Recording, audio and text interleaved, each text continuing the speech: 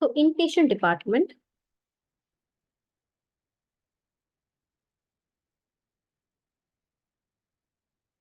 For most of the hospitals, we call the inpatient departments as ward. In India also, we refer to it as ward. Okay. So usually we use these wards or inpatient department to admit patients. To make a hospital stay for hospitalization, inpatient department is required. Okay. So the main components of the inpatient department is you should have a nursing station. There are beds, okay, necessary services and storage area for the inpatient department to work properly, work smoothly. Public areas where all the nursing care can be taken care of along with other patients. Okay, where other patients are also situated, you are sharing a common space, and nursing care or any other care can be taken out. Okay. So the functions of inpatient departments: to provide the highest possible quality of medical and nursing care, because all round care is given here, not like OPD. In outpatient department, the patient goes back home, and at home they have to care for themselves. Okay, but in inpatient department there are professionals, skilled staff who can take care of any emergency. Okay, to provide essential equipment, drugs, and other materials required for patient care. Inpatient department, to continue an IV therapy, to continuously monitor a patient, all the equipments, medicine, and materials are available. Okay, for the safety and the health of the and for the healthy prognosis of the patient. Okay, to provide comfortable environment and substituting a temporary home, to create a home-like environment, comfortable, comforting. Okay, substituting a home with all the facilities, washrooms, okay, eating facilities, etc.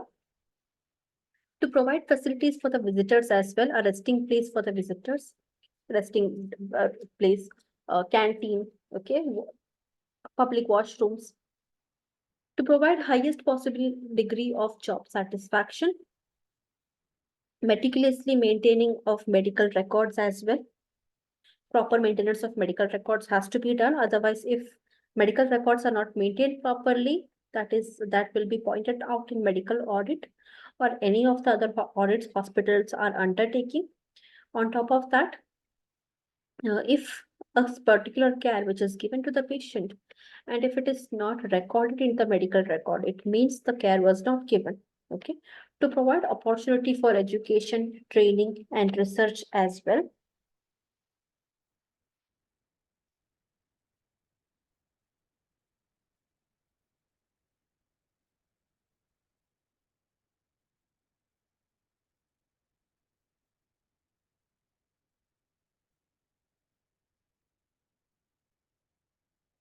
Planning and designing of ward.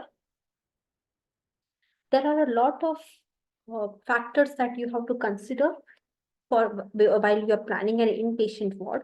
Okay, you have to consider your hospital's policy. Is your hospital a daycare center or not? Okay, in daycare centers after 6 p.m. on the stay is not allowed. Okay, after that, once the patients have settled in a hospital, how long they will be treated or what is the policy, it all depends upon the hospital's policy. What is the rule of admission?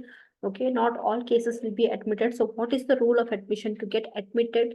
Okay, what are the requirements? Okay, so these all comes under the hospital policy. Space requirement: to have a inpatient ward, you should have a space for it. 30 to 40% of a hospital's space is occupied by inpatient wards. So do you have a space for it?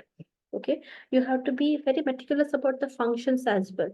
You will not have a single general ward. You may have to differentiate a general ward into different categories like cardiac ward, neuro ward, ophthalmology ward, ortho ward, so on. Okay, based on the functions, based on the specialties, you have to divide the wards. Work plan. Okay, what would be the working hours? Will you put the rotational duty for the doctors and the nurses? Okay, these things matter. Location of the ward as well, where the ward is located. Okay, how accessible it is. Once you get inside the hospital, how easily accessible is the ward. Okay, workflow as well, how easy it is for the visitors, patients, as well as the staff in the hospital to move around the ward. Okay, is the beds too close to each other? Is it too congested? Do you have a narrow corridor? Okay, these things has to be considered. Then interdepartmental relationship. How do the nursing staff, physiotherapy staff, lab technician, radiography technicians, okay, how do they interact with each other? What kind of mutual relationship they have with each other? That what kind of communication they have with each other? That has to be good. Traffic flow, security should be appointed to control the traffic. Okay. Then communication, telephone services, two-way telephone services, internet connection. All the inpatient wards should have internet connections. Then utilization of services. How will you use the inpatient services? Is it utilized completely? How many beds stay empty in your ward? Is it completely occupied all the time? Okay, are you getting a lot many empty beds, or is it completely filled up all the time of the year? Okay, that is utilization of the services. And finishes. Do not admit patients in an incomplete ward, okay, which is still not constructed properly. The construction is still going on. The facilities are not curated properly. Don't admit patients in that ward. Always admit patients in a completely finished ward, which is ethical also and which is ready to accept the patient. So these are the planning and designing of ward factors that you have to consider. Coming to the features of an inpatient department, 33 to 50% of the hospital structure consists of inpatient department. Okay, so you should have that much space in your hospital to to make sure that you can occupy that much of patients. Okay, you can give a lot these many space requirement for patient inpatient care. Okay, only then you have to go ahead with building an inpatient department. Maximum amount of medical care, medical teaching, training, and research is concentrated in this department. It gives maximum output of services as well. The inpatient department, it gives maximum output of services because a lot of billing is done in this department, not just the medical services, nursing facility, nurses services, lab services, radiotherapy services, blood donation services. Okay, a myriad of services can be charged through a care that is given in inpatient. Okay, so it has maximum output of services. A lot of services in the hospital is carried out at the inpatient department or inpatient level. When a patient is admitted in the inpatient department, it means a lot of hospital services can be utilized for this patient. Okay, as compared to OPD consultations. Location of inpatient department. It should be situated away from the main roads and from the OPD because it should not be that easily accessible by public or visitors. You should give a sense of privacy for the good healing of the patients who are admitted here. And also to save them to save them from any potential sources of cross infection as well. Okay, they have to be put somewhere away from the OPD or away from the public areas. It should be approachable for supportive services as well. Supportive services in the sense housekeeping service, linen and laundry service, CSSD. Okay, these all comprise the supportive services. Okay, the intramural transportation should be well planned for effective and efficient transportation of the staff, patients, and supply. What is intramural transportation? Wheelchairs, trolley, lifts, staircases. These are intramural transportation. Corridors as well. Okay.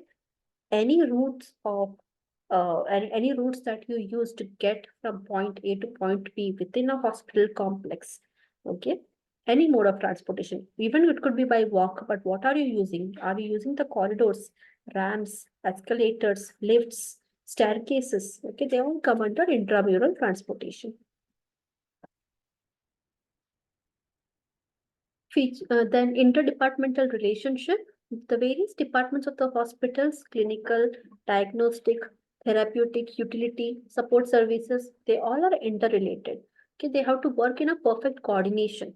Okay, and like what all disputes you may have at interdepartmental level, the patients should not become, they should not be uh, getting into it. Okay, they should not come in the middle of it, or they should not even witness the disputes between any interdepartmental conflicts.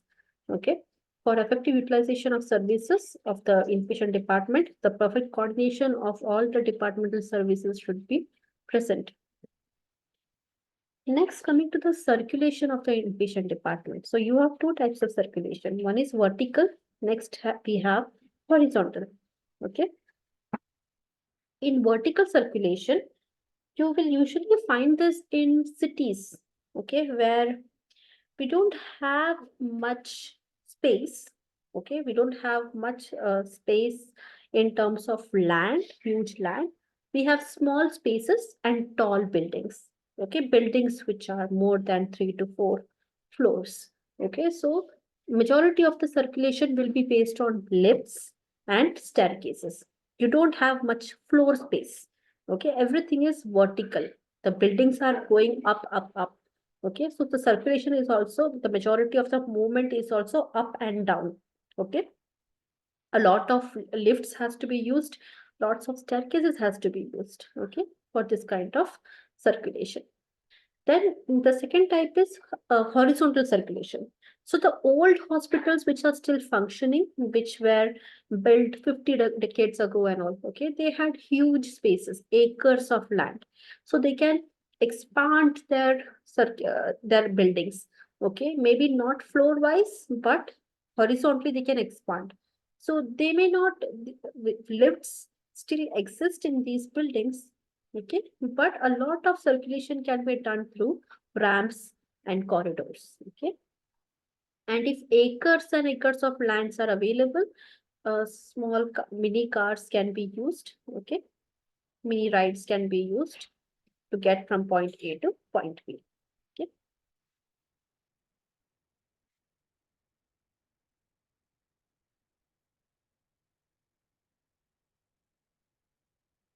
so this is the circulation of inpatient department. Is it clear so far to all? Is it clear?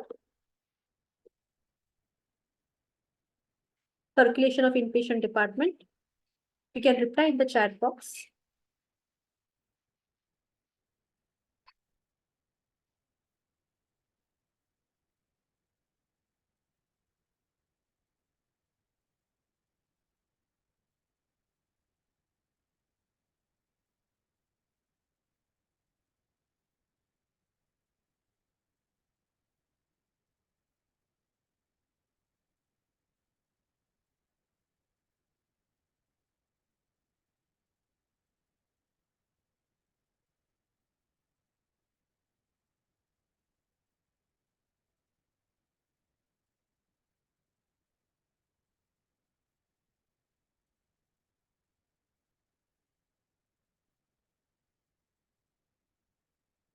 Next, coming to the size of the IPD, the size of the IPD ward, it is dependent on various factors. Okay, first is the capacity of the head nurse to supervise. How good can a nurse supervise? Okay, how is it possible for the nurse to look at the ward, look after the patients who are admitted in the ward? Okay, how many staffs the head nurse or the nurse in charge, ward in charge has? Okay, how many nurses are working under the ward in charge to help her supervise all the patients? Okay, so based on this figures, the number of staffs that you have to plan the bed structure for the inpatient department.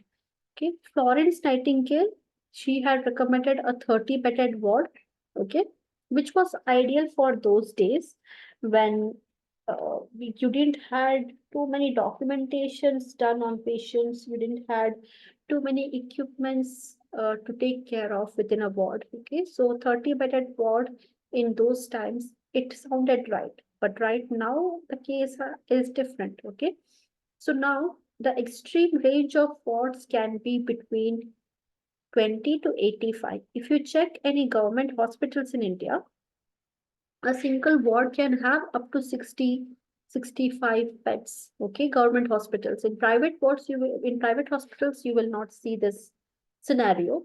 Okay, general wards in government hospitals can go up to 60 beds per department. Okay, so that's an extreme range. It's very difficult for the nurses to manage such a huge number of beds. Okay,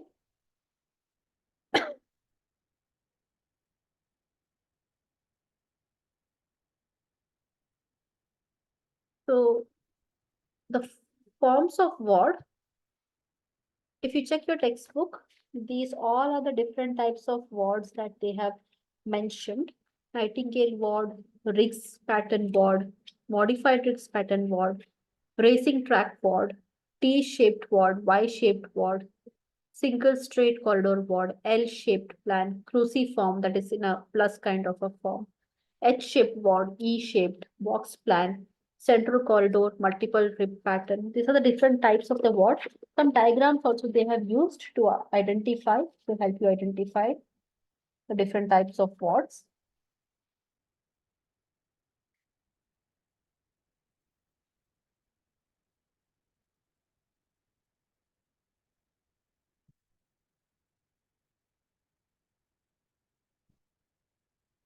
So here you can see Nightingale ward, how it is constructed. Easy to use as well. Okay. So in Nightingale ward, all the beds are arranged perpendicular to the ward, to the walls on both the sides. You can see here all the bed arrangements are this way. On the extreme right side, you can see this area is the common toilet and washroom, wash basin area for the patient's use on the extreme right side. Okay. On the extreme left side, you can see a lot of cabinets, lot of small uh, cubicles are there for storage for of linen, drugs, patient care equipments. Okay, biomedical waste management can also be done at the extreme end of it. Okay, pantry services, this can be given in the extreme right side. And in the center of the ward, you can see nurses station. A lot of arrangements of tables, chairs, okay, desk uh, is given in the center of the ward. So this is for nursing care, nursing station.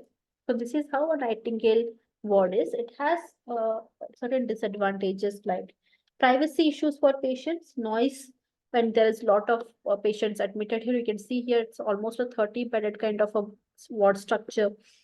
So if these many patients are available, that many noise will be there. Risk of cross infection is also high here. And there is always a constant glare at the patient because windows are open both the sides. Okay. So too much of light is also not good for patient's healing.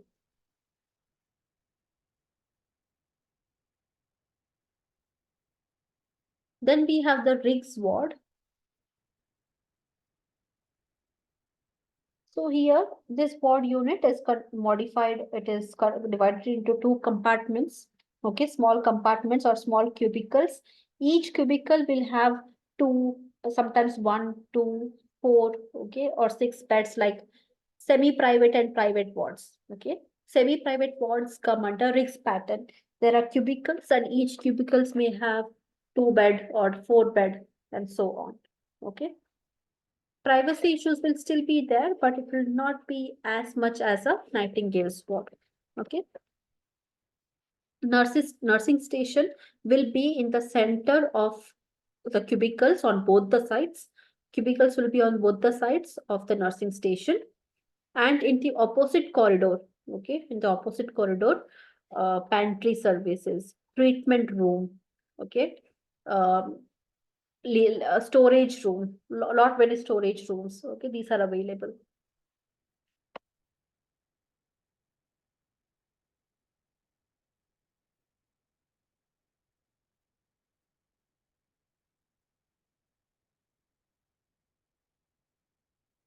The other variations of wards that we have, this is a cruciform plan you can see here.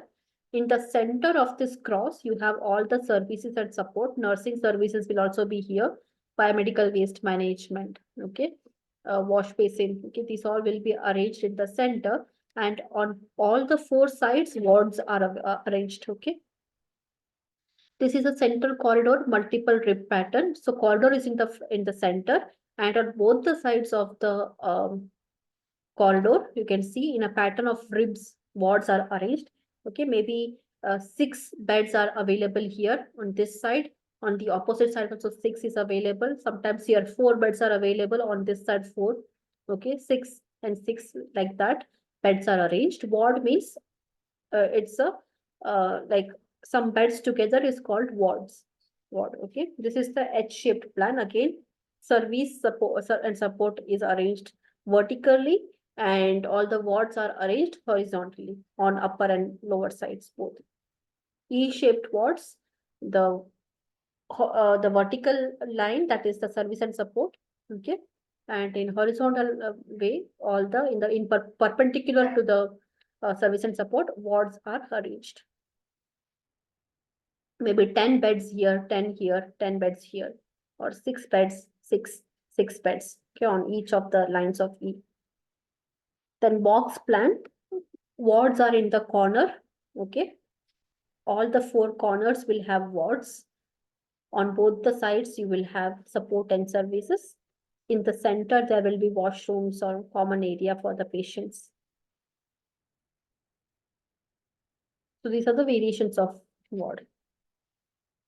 Then components of a nursing unit. You have primary accommodation, ancillary accommodation, auxiliary and sanitary accommodation. In primary accommodations,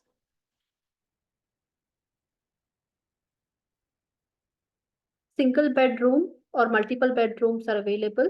If one bed is there, if number of bed and recommended space, if there is one bed, just it's a private ward, one bed, at least 14 square meters should be there in that ward. If 2 beds are available, like a semi-private room, 21 square meters should be there. 4 beds are available in single ward, 28 square meter. If 6 beds are available, 42 square meter. Okay, so like that, primary accommodation has to be done, arranged.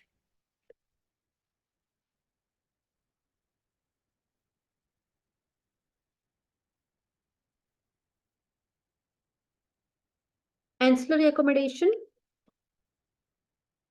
nursing station,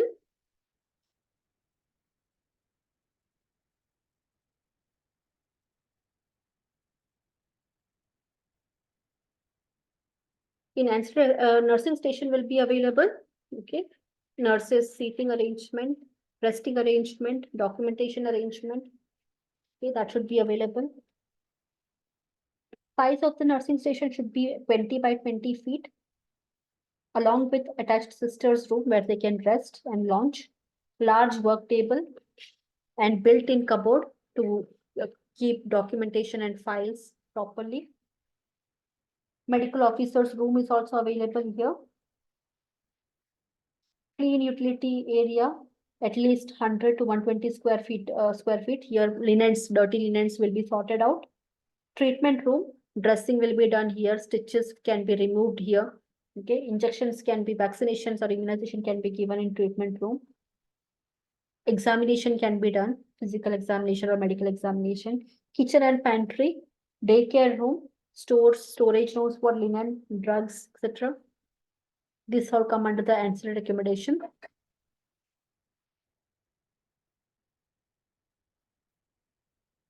In sanitary accommodation, you have dirty utility room. This is where all the washrooms of the patients come here. Okay, washrooms, wash basins. If there is 16 beds, one urinal for 16 beds, one washroom for 8 beds, one bathroom for 12 beds, one wash basin for 10 beds. This is how you have to arrange the sanitary accommodations. Janitor's room with housekeeping supplies.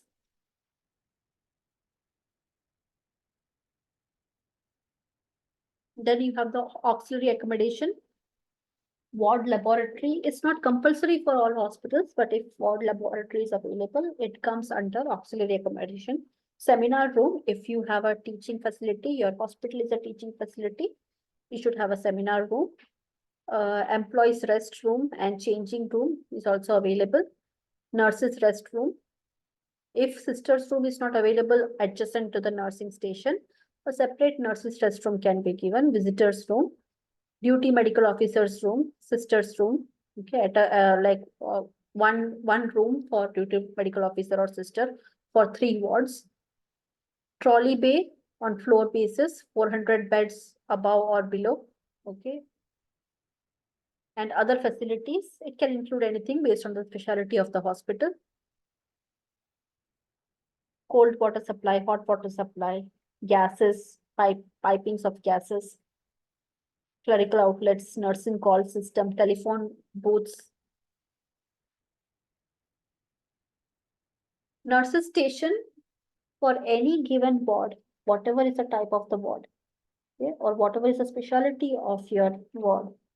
Nurses station becomes the nerve center of your ward unit. Okay.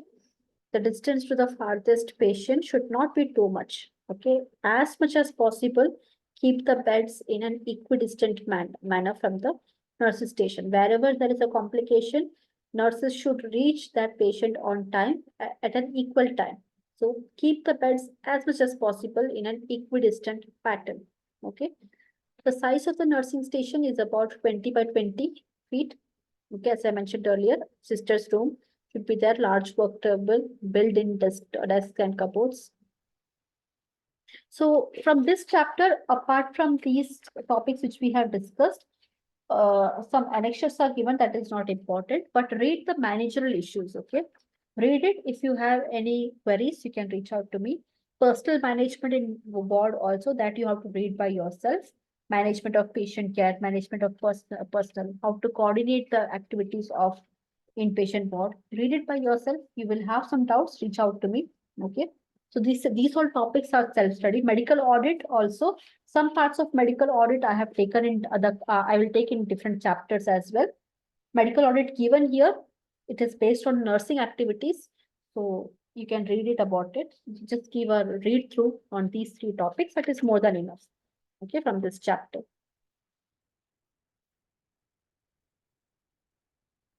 So for inpatient services, this is enough for exam.